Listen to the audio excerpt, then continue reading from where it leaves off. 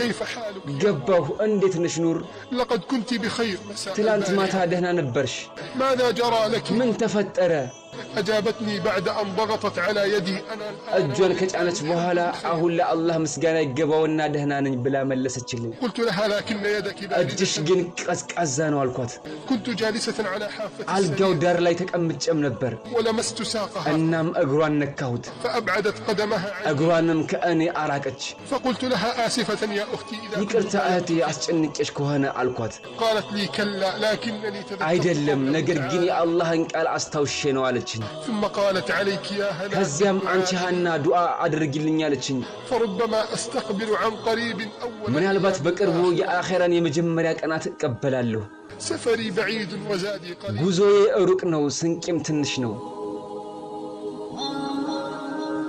سقطت دمعة من عيني بعد أن سمعت ما የተናገረችውን قالت. ከሰማሁ በኋላ ከዓይኔ እንባ ወረደ በጣም አለቀስኩ أخرجوني من عندها ከእሷም አስወጡኝ استمرت عيناي في البكاء አይኖቼ ማልቀሳቸውን ቀጠሉ وأصبح أبي خائفا علي አባቴም ከለቅሶዬ ብዛት የተነሳ أكثر من خوفه على ለእህቴ ኑር ከሚፈራው በላይ ለኔ መፍራት ጀመረ بعد أن رجعنا إلى البيت ወደ ቤታችን ከተመለስን በኋላ